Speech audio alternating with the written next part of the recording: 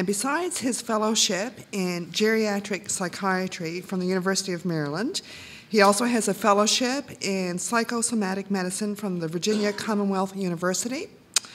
He has an extensive academic background with several publications in well-known peer-reviewed journals.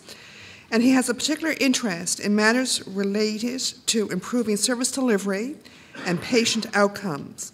Last year, his idea to improve the metabolic outcome of patients with major mental illness won approval by the World Psychiatric Association, and currently a research protocol involving 20 countries is being developed. He has been working on a few ideas about the geriatric care of older adults in Newfoundland and for the last few years, and he's eager to present some of his thoughts here this morning. So let's welcome Miro.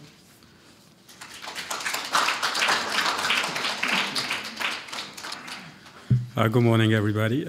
Thank you, Jen, for that nice introduction. So I'm very pleased to be here. It's an honor, pleasure, and an opportunity for me to talk about a few things that I'm very passionate to talk about.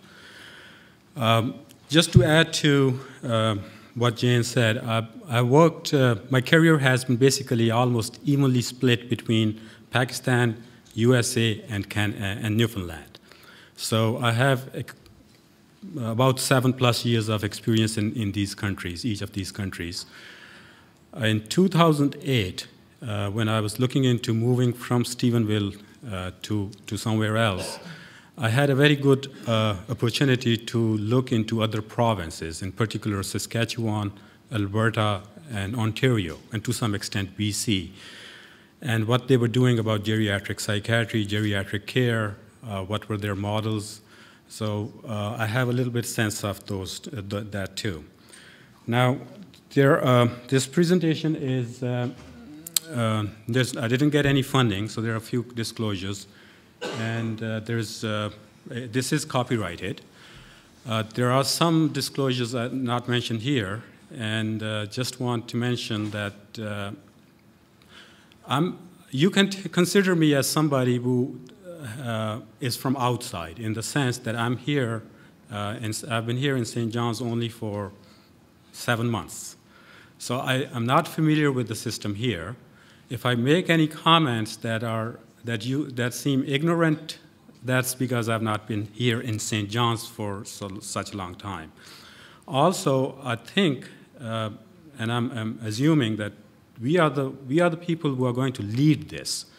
So if you find some of my comments or some of the way I present very blunt and straightforward, please don't mind that, because I personally believe we are behind. We are much behind even within Canada. All the provinces that I mentioned, their health system for geriatric care is much at a leap than Newfoundland system. So anyway, to get to just to emphasize what Pat had mentioned in the beginning, it's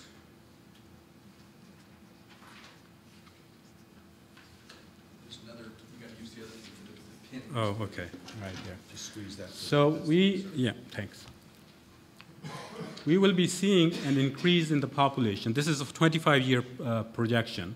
So you can see it will more than double. The elderly population above the age of 65 is going to more than double.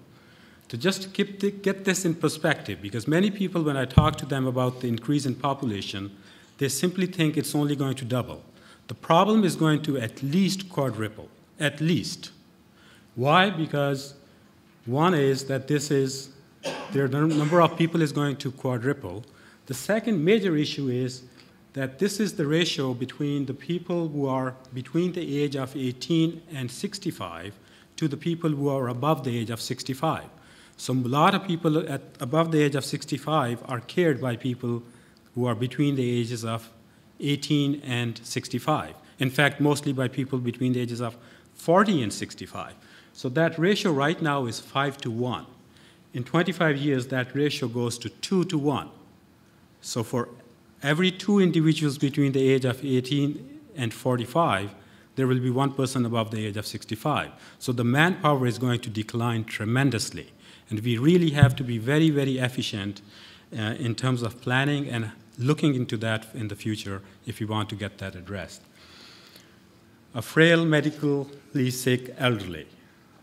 Roger was just talking about that fellow. So many of elderly, this is what they are. They have invariably vascular diseases. They have metabolic problems. They have pain-related problems. They have had suffer losses of different nature. So they're on multiple medications. They might have cognitive deficits, and then they have depression. So we have a group of individuals who is very, very sick.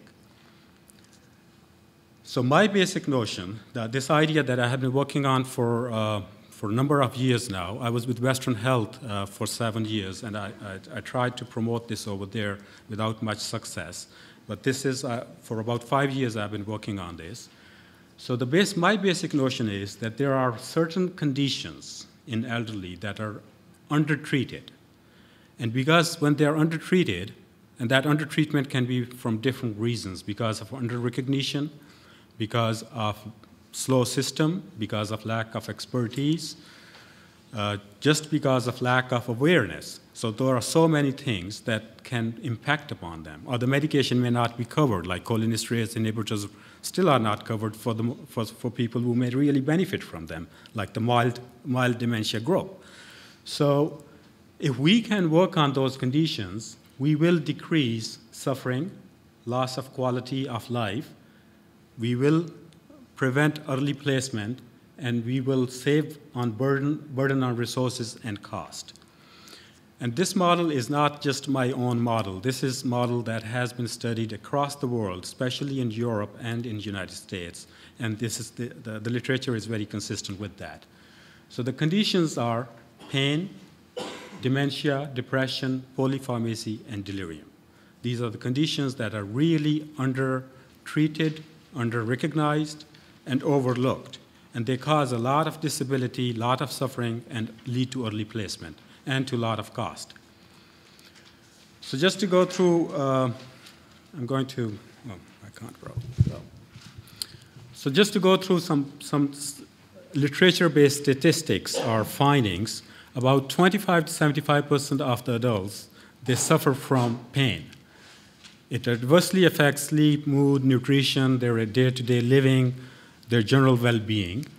It has significant association with decline in ADLs and IUDLs, and it is under-recognized, under-treated. Similarly, there is a lot of information from the literature on geriatric depression. Again, very prominent, very prevalent, and in community settings, it is the data says that generally about its recognition is about less than 50%. Then we have the burden of dementia, and that's burden, just to put it in perspective, it is higher than heart diseases, higher than stroke, and higher than cancer. So it's in fact, if you combine stroke and cancer, you basically get the burden of dementia in a given society in terms of the resources, cost, and expertise. So if we have a system in place that ensures early recognition of dementia, we are going to slow that progression.